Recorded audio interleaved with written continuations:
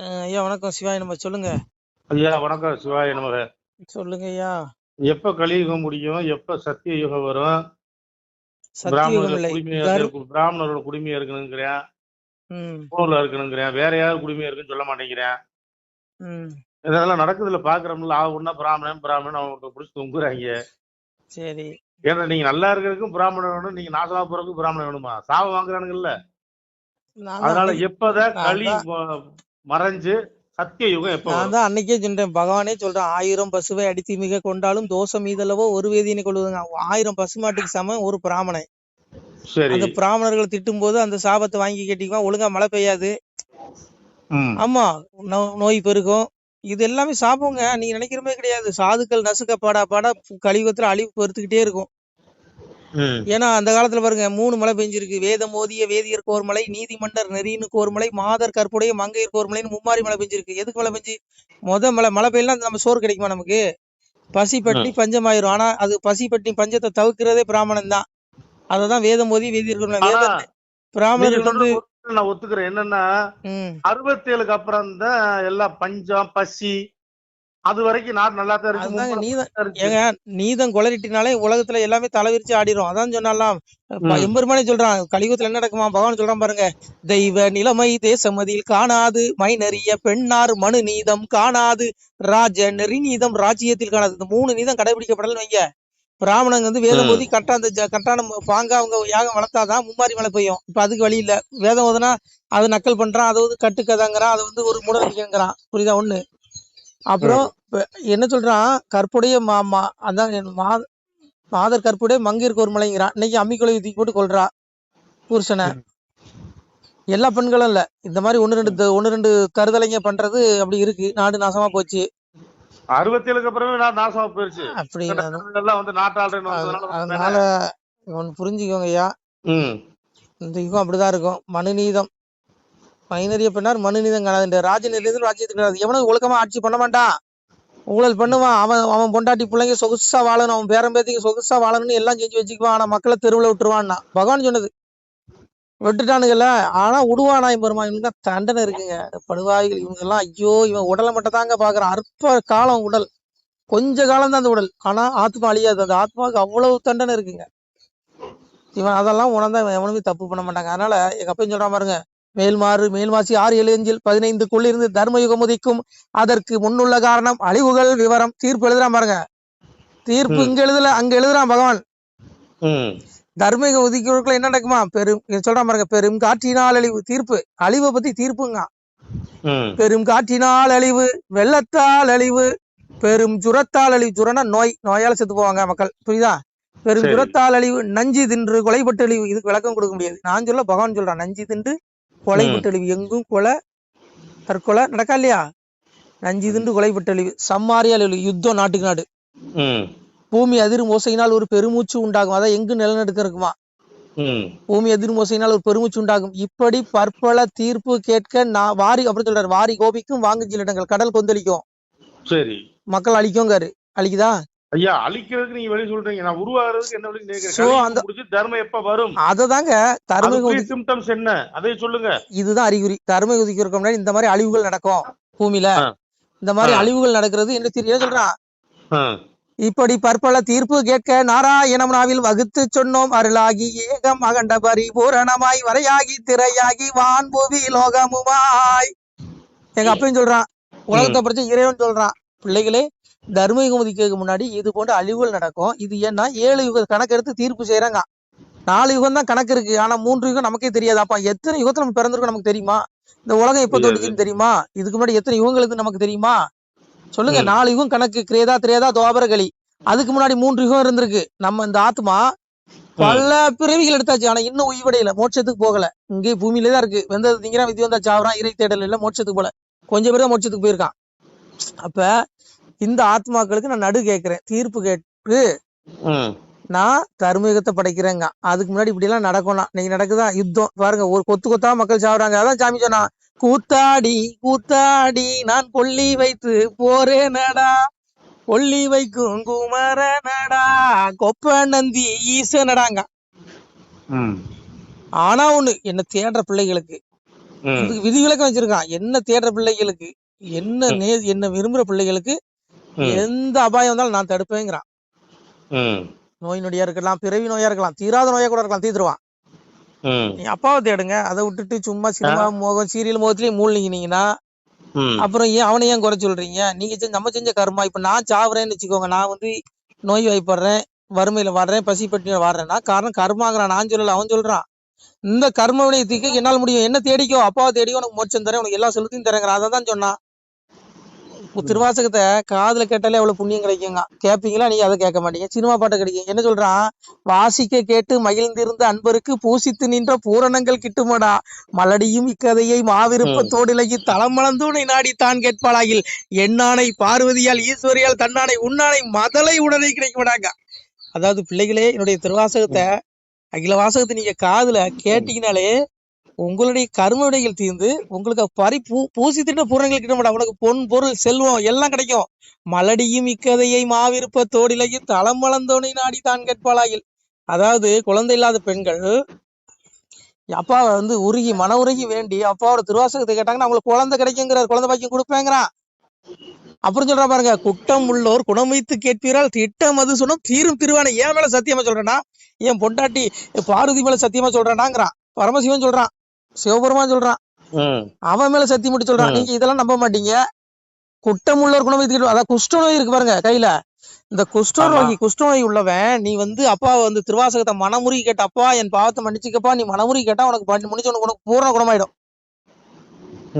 நீங்க நம்புவீங்களா? உண்மையா நம்ப மாட்டீங்க. உங்களுக்கு சந்தேகம் கடவுள் இருக்கானா இல்லையான்னு. ஆமா. அப்புறம் குத்துதே குடையுதேன்னா அப்புறம் நானா பொறுப்பு? சொல்லுங்க, எங்க அப்பாவா பொறுப்பு? ஆனா அப்பாவை தேடுங்க. அப்பா வந்து கருணை கடல். அப்பா யாரையும் தண்டிக்கிறது இல்லை. அவன் செஞ்ச பாவ கர்ம வினை தான் அவனை தண்டிக்குது. கடைசியில கடவுள் திட்டுவான். அப்பாவை தேடுறா சென்னைக்கு போகணுமோ? நான் சொல்ற அப்பா சிவா அப்பா, நீங்க சொல்ற அப்பா அரசியல்வாதி அப்பாவை சொல்லல. அரசியல் அப்பா நீங்க தேடிப்பாங்க. இவன் இங்க பாருங்க, 24 மணி நேரம் சீரியல் முகம் சினிமா முகத்திலேயே மூழ்கி கிடக்கும். ஆண்கள் எல்லாம் மதுக்கடையில் மூழ்கி கிடக்காங்க. எப்படியா அப்புறம் உருப்படும்? களி நீசம் இப்படித்தான் இருக்கும். சாமியா தான் சொன்னான், இப்படிதான் இருக்கும். பருமையது தான் பெருத்து நீங்கள் வழி தப்பி போவீர்களே, பொய் பூரட்டு அதிகமப்பா பொருத்தமில்லை களி நமக்கு. பொய் புரட்டு அதிகம், வறுமை பெருத்துறோம், வழி தப்பிடுவீங்க, தவறான வழியில போயிருவீங்க. சாமி சொல்றான். கலியும் ஆம்பளைகளுக்கெல்லாம் டாஸ்மாக், பொம்பளைகளுக்கெல்லாம் செட் ஆஃப் பாக்ஸா சீரியல் என்னமோ போல செட் ஆஃப் பாக்ஸ் போட்டு தானே பாக்குறாங்க. அதனால நீங்க வந்து அப்பாவை தேடுங்க. அப்பாவை விட்டுட்டு நீங்க சும்மா அந்த மனுஷன் நீங்க பாருங்க, உடல் அழிஞ்சிரும், ஆத்மா அழியாது. பாவி வம்சத்து பஸ்பமாய் போனாலும் ஆவியை கண்டு ஆக்கினை செய்திடுவேன். இந்த உலகமே அழிஞ்சாலும் உன்னுடைய ஆத்மா பின்னாடி நீ செய்த பாவ புண்ணியம் வரும். உனக்கு கர்ம வினைக்கு தண்டனை உண்டு. நான் சொல்ல கீதை சொல்றான், இஷ்டம் கர்மனக சன்னியாசம் கோசித்துங்கிறான். கர்மத்தின் பயனை தியாகம் செய்யாத மனிதர்களுக்கு கர்மத்தின் பயனான நல்லதும் தீயதும் மேலும் இரண்டும் கலந்ததுமான பயன்கள் கட்டாயம் கிடைக்குதுங்கிறான். நீ கர்மனை அனுபவிச்சான உடல் செத்தடா, ஆத்மா அழியாரு. உலகமே அழிஞ்சாலும் ஆத்மா அழியாரு. ஜீவன் எனது அம்சம், அதற்கு ஒருபோதும் அழிவில்லைங்க. ஜீவன் பரமாத்மாவுடைய அம்சம், ஜீவாத்மா எப்படி அழியும்? ஆனா ஆக்கினை உண்டு, தண்டனை உண்டு நரகத்துல. அதனால நீ அப்பாவை தேடு.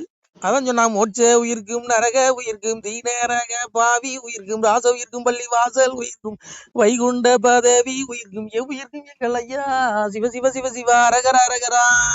அந்த சிவசிவ அரகரங்க நாமத்தை சொல்லணும் வை, நீ முக்தியே போக முடியாது. எல்லா 14 உலகம் இருக்கு, 14 உலகத்துக்கு அவன் தான் இறைவன். மோட்சத்துல இருக்க உயிருக்கு அவன் தான் அடைக்கலாம்.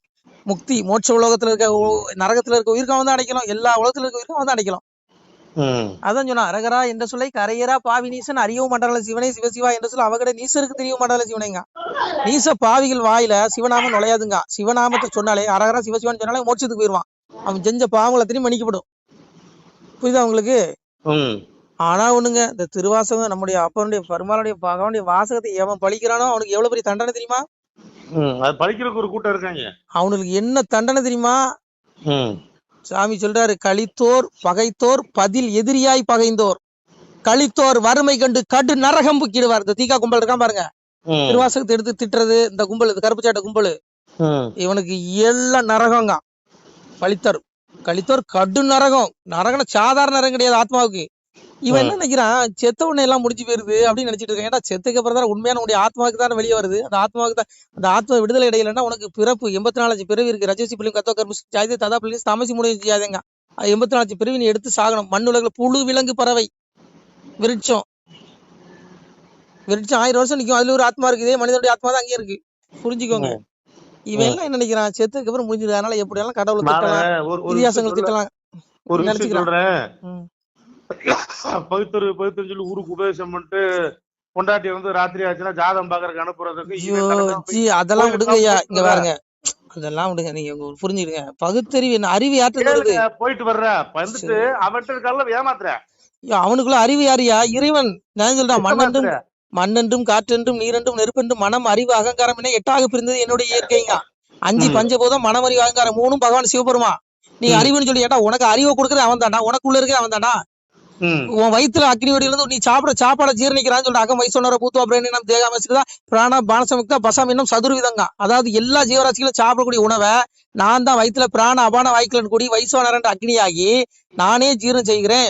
உண்ணும் உணவு உந்தப்படுவதும் உறிஞ்சப்படுவதும் அனைத்து உன் வயிற்றுல சாப்பிட சாப்பாடு உனக்கு சாப்பாடு வெளியே தள்ளுறது மலம் ஜலம் எல்லாமே எல்லாம் இதயத்துல ஈஸ்வர சர்வபூதான பிரமாண சர்வபூதான எந்தோடைய மாயங்க இதயத்துல இருந்து கர்மவினைக்கு தந்தவரை வழி நடத்துறேங்கிறான். வயிற்றுல அக்னி வடிவா இருந்து ஜீரணித்து ஒவ்வொரு உறுப்புகளுக்கும் சத்தை பிடிச்சிட்டு போறேங்கிறான். ஒரு தாயில கருவு உண்டுவாக்குறான் நான் தாங்கிறான். காலத்தை கணக்கிடுவதில் நான் காலம் தண்டித்து அடக்கல யமன்கிறான் சிவபெருமா. ஏங்க எல்லாம் வந்தாங்க. பகுத்தறிவாதி இங்க கி வீரமணி வயிற்றுக்குள்ள யார் இருக்கா? அதே பகவான் தான் இருக்கான். கி வீரமணி இதயத்துல யார் இருக்கா? அவன் தான் இருக்கான். நீ அப்பாவை தேடினா உனக்கு மோட்சம் இல்ல. அப்புறம் நான் சொன்னது எல்லாம் புரிஞ்சுக்க முதல்ல இருந்தே கேளுங்க. இதெல்லாம் கேட்டா இதுன்னு விளையாட்டு காரியம் கிடையாது. இதெல்லாம் சத்திய வார்த்தை. சாமி சொன்னது, நான் சொல்லல. அப்பா சொல்றாரு, ஒப்புவார் ஒருவர் எழுதார்கள் உலகில் மனுக்கள் தன்னாலே அப்பா நாதன் எழுத்து அகிலங்கிறான்.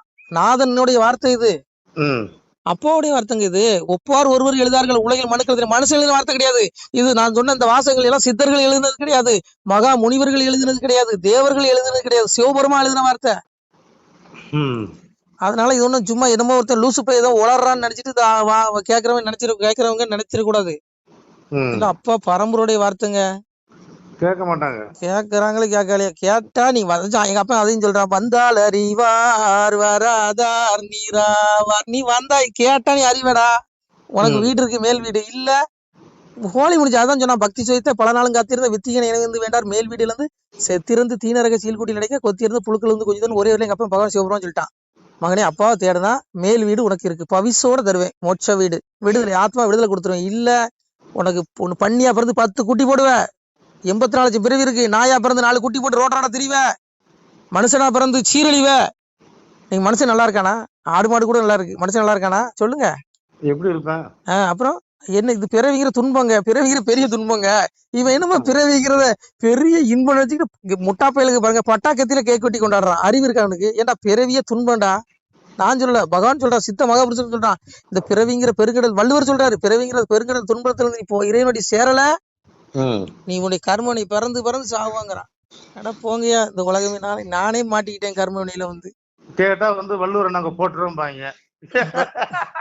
வள்ளுவர் சொல்றது கேப்பானா சொல்லுங்க? எந்த உயிரையும் கொல்லக்கூடாது கேப்பானா? நோக்கான்னு ஒரு இது இருக்கு, அதிகாரம் இருக்கு, எல்லாமே இருக்கு. வள்ளுவர் சொன்னது கருச்சட்டை போட்டு 4 நாள் போட்டு ஒண்ணு வேண்டாம். மாட்டுக்கறி திருவிழா கொண்டாடுறான், வள்ளுவன் சொல்றான், அறவினை யாதனில் கொல்லாமை குரல் பிறவினை எல்லாம் தருங்க வள்ளுவன். நீ அறம்னா என்ன? நீ எந்த அறம்னா எந்த உயிரையும் கொல்லாம இருக்கணும், அதுதான்டா அறம். நீ ஒரு உயிரை கொண்டு புசிச்சா அதுக்கு அதர்மங்க. இவனுங்க என்ன பண்றான்? பிராமணர்கள் மனசை நோக்கடிக்கணும், இந்த சாதுக்கள், இந்த சங்கி நம்ம இந்து ஆர்வலர்கள் இவங்க பாவம் இந்த இந்துக்களுடைய மனசை புண்படிக்கணும், மாட்டுக்கறிய திருவிழான்னு கொண்டாடுறான் எடுத்து. அப்ப இது திருவள்ளுவர் பத்தி பேசுறதுக்கு யோக்கியதை இருக்கு. இவன் ஆத்மால என்ன திருவள்ளுவர் பத்தி பேசுறதுக்கு? சரி அது விடுங்க. இவனுடைய ஆத்மா என்ன பாடுபடும் தெரியுமா? கன்னியாகுமரியில புரிஞ்சுக்கங்க. இவனுடைய ஆத்மா, கொஞ்சம் வாய் மூடுங்க. இவனுடைய ஆத்மா எவ்வளவு தண்டனை நரகத்துல படும் தெரியுமா? இவனுக்கு என்ன தெரியாம இருக்காங்க. இவன் என்ன செய்யறன்னு இவனுக்கே தெரியலைங்க. அதர்மத்தை தர்மங்கிறான், தர்மத்தை அதர்மங்கான். இவன்கிட்ட என்ன பேசுவீங்க? அதனால இவனுக்கு எவனுமே தப்ப முடியாதுங்க. நமச்சிவாய வைங்க போன. நன்றி. சிவாய நம. திருச்சிட்டம்பலம், தில்லையம்பலம், பொன்னம்பலம். சிவாய நம. உறவுகளே, சிவ அன்பர்களே, தற்போது தாங்கள் இந்த வீடியோவில் பார்க்கக்கூடிய இடத்துல ஒரு சிவாலய திருப்பணி ஒன்று நடந்து கொண்டிருக்கிறது. இந்த இடத்துல பார்த்தீங்கன்னா முன்பு ஒரு காலத்தில் வந்து ஒரு சிவாலயம் இருந்திருக்குது. அதாவது இந்த ஏரியா வந்து இப்போ வந்து ஒரு தென்னை மரங்கள், பனைமரங்கள் சூழ்ந்த காடாக இருக்கிறது. முன்பு ஒரு காலத்தில் இங்கே ஒரு ஊர் இருந்ததாக சொல்கிறாங்க. ஆனால் இப்போது சுற்று வட்டாரத்தில் 5 கிலோமீட்டர் சுற்றுலா ஊரே கிடையாது, காடு. இப்போ இந்த இடத்துல ஒரு சிவாலயம் வந்து அமையிருக்கிறது. இந்த சிவாலயத்தில் வந்து இருந்த அந்த சாமியுடைய திருமேனியை வந்து எடுத்து வச்சிட்டோம். திருப்பணி முடிஞ்சதுக்கப்புறம் பிரதிஷ்டை பண்ண இருக்கிற உறவுகளே, தற்போது இந்த வீடியோ பார்க்கக்கூடிய உறவுகள் தங்களால் முடிந்தால் ஒரு சின்ன உதவி செஞ்சு கொடுங்க. எங்கள் இடத்துல பொருளாதாரம் இல்லை, அதனால் பார்த்திங்கன்னா அந்த வேலையெல்லாம் அப்படியே நின்று போச்சு. பாருங்கள், இந்த அப்படியே பாதியிலே நிற்கிது இந்த சிவாலய திருப்பணி வந்து. பக்த கோடிகள், அன்பு உள்ளங்கள், தயவுசெய்து நீங்கள் உதவி செய்ய விருப்பமுள்ள உறவுகள் உதவுங்க. உங்களுக்கு கோடி புண்ணியம் கிடைக்கும். இந்த சாமியோடைய அருள் அனுகிரகம் உங்களுக்கு கண்டிப்பாக கிடைக்கும். இது வந்து ஒரு புகழ்பெற்ற சிவாலயம்னு கூட சொல்லலாம். சாமியோட திருமேனியை எடுத்து வச்சிட்டோம். இந்த இடத்துல பார்த்திங்கன்னா ஒரு வாசி தண்டம் இருக்குது. அந்த காலத்தில் ஒரு முனிவர் யாரோ தவம் செஞ்சுருக்காங்க. அவங்களுடைய வாசி தண்டம் அவர் திருக்கரங்களால் எழுதின ஓலைச்சுவடி கூட இன்றும் இருக்குது, இன்னும் பாதுகாக்கப்பட்டு வருது. அது கோயில் திருப்பணி முடிஞ்சதுமே அதையும் நாங்கள் அந்த வழிபாட்டுக்கு வச்சுடுவோம். இந்த சிவாலய திருப்பணி வந்து சாமி திருநாமம் வந்து முக்தீஸ்வரர் அப்படிங்கிற திருநாமத்தில் வழங்குறாரு. நெல்லை மாவட்டம் நாங்குநேரி தாலுகாவில் இந்த சிவாலயம் அமைய இருக்கிறது உறவுகளே. இந்த வீடியோ பார்க்கக்கூடியவங்க ஒரு 2 பேருக்காவது கொஞ்சம் ஷேர் பண்ணுங்கள். இந்த வீடியோ பார்க்கக்கூடிய யாராவது ஒரு சின்ன உதவி செஞ்சால் இந்த ஆலய திருப்பணி வந்து கண்டிப்பாக நாங்கள் வெற்றிகரமாக முடிச்சுடுவோம். பாருங்கள், அந்த வேலை எல்லாமே அப்படியே நிற்கிது. கல்லெல்லாம் இறக்கி போட்டிருக்கோம். இன்னும் நிறைய கற்கள் தேவைப்படுது. சுவாமியோடைய அந்த திருக்கோபுரம் பார்த்திங்கன்னா லிங்க வடிவிலே அமைக்க இருக்கிறோம். உதவுங்கள் உறவுகளே. உங்களுக்கு அப்பா சிவபெருமானுடைய அருள் நிச்சயம் கிடைக்கும். எம்பெருமான் சொல்வான், வாழுவீர் தாழ்வில்லாமல் மக்களும் கிளைகள் கொஞ்சி நாளுமே மகிழ்ச்சியை கூர்ந்து நலமுடன் வாழும்போது நீளுமே எனது செங்கோல் நீதியும் நெறிபோல் வந்து ஆளுமே உங்கள் தன்னை அன்புடன் அலையாவண்ணம். உங்களை எம்பெருமானுடைய அப்பாவுடைய திருவாசகத்தாலேயே வாழ்த்துறோம் உறவுகளே. ஆணுடன் பெண்ணும் பெற்று அதிகமாய் செல்வமாகி தானுடன் நினைவுமுற்று தர்மமும் நெறியும் கற்று வேணும் நீள் காலமெல்லாம் வெள்ளியர் உடனே வாழ்ந்து போனுதல் கமலநாதன் பொற்பதம் பெற்று வாழ்வீர். அந்த ஈஸ்வனுடைய பொற்பதம் நிச்சயம் கிடைக்கும். உங்களுக்கு இகத்திலும் சுகம், பரத்திலும் சுகம். உங்களுடைய கர்ம வினைகள் மன்னிக்கப்பட்டு உங்களுக்கு நிச்சயம் மோட்ச வீடு கிடைக்கும். இகத்தில் பூரண ஆயுளுடன் நோய் நொடி இல்லாமல் வாழ்ந்து நீங்கள் பரவாழ்வும் பெறுவீர்கள் உறவுகளே. மக்களே, நீங்கள் எல்லாம் வாழ்பொன்னம் பதியிற் சென்று முக்கியமான யுகநில மதிலே தன்னால் கக்கிய பொன்கள் ஸ்வர்ணம் கைமணம் குளிர அன்னம் பொக்கிஷம் நிறைய வைத்து புகழவுண்டு இனிதாய் வாழ்வீர். இந்த இகவாழ்வும் பரவாழ்வும் உங்களுக்கு சுகப்பட அப்பன் ஈசனர்களால் வாழ்த்துகிறோம். இந்த திருப்பணிக்கு உதவி செய்ய ஒரு ஜிபே எண் சொல்கிறோம். இந்த எண்ணில் நீங்கள் உதவலாம். நீங்கள் இந்த எண்ணிலே நீங்கள் தொடர்பு கொள்ளலாம். ஜிபே, ஃபோன்பே, வாட்ஸ்அப் எல்லாம் இந்த நம்பர் தான். 93 85 44 31 06 93 85 44 31 06. இந்த எண்ணில் நீங்கள் உதவலாம், தொடர்பும் கொள்ளலாம். வாட்ஸ்அப்பு இந்த எண்ணு தான், ஜிபே இந்த எண்ணு தான் உறவுகளே. முடிந்த அளவுக்கு 2 பேருக்காக ஷேர் பண்ணுங்கள். இந்த வீடியோ பார்க்கக்கூடிய யாராவது ஒருத்தர் சின்ன உதவி, நீங்கள் வந்து பெரிய அளவில் செய்யணும் கூட, நீங்கள் ₹1 நீங்கள் தந்தாலும் மனசார வேண்டி ஏற்றுக்கிறோம் உறவுகளே. உதவுங்கள். முடிஞ்ச அளவுக்கு ஷேர் பண்ணுங்கள். நன்றி. சிவாய நம. திருச்சிற்றம்பலம், தில்லையம்பலம், பொன்னம்பலம். உறவுகளே, நம்ம இந்த இடத்துல வாழ்ந்து மறைந்த ஒரு சித்த மகாபுருஷர் பயன்படுத்திய பல 100 ஆண்டுகளுக்கு முன்பு உள்ள வாசி தண்டம் ஒரு சித்த மகாபுருஷர் பயன்படுத்தியது. அவர் திருக்கரங்களால் எழுதிய அந்த ஓலைச்சுவடி கூட பாருங்கள், இன்னும் பாதுகாக்கப்பட்டு வருது. இந்த சிவாலயம், நம்முடைய இந்த சிவாலய திருப்பணி முடிந்ததுமே எம்பெருமான் அவர் எழுதிய அந்த சிவனை பற்றி புகழ்ந்து எழுதிய அந்த பாடல் வரிகள் இதில் இருக்குது. இந்த வாசி தண்டம் அவர் பிரதிஷ்டை செய்த அந்த லிங்க திருமேனியையும் இந்த இடத்துல நாம் இந்த ஆலயம் கட்டி நாம் பிரதிஷ்டை செய்திருக்கிறோம். அனைவரும் இந்த ஆலய பிரதிஷ்டைக்கு கண்டிப்பாக வரணும். முடிஞ்ச அளவுக்கு இந்த வீடியோ பார்க்குறவங்க உதவி பண்ணுங்கள் உறவுகளே. பொருளாதாரம் இல்லாமல் திருப்பணி நின்று போச்சு. முடிஞ்ச அளவுக்கு ஷேர் பண்ணுங்கள், உதவுங்க. நன்றி. நம சிவாய. திருச்சிற்றம்பலம், தில்லையம்பலம், பொன்னம்பலம். இந்த புண்ணியபலம் தங்களுக்கு கோடான கோடியாக வரும் உறவுகளே. நம சிவாய.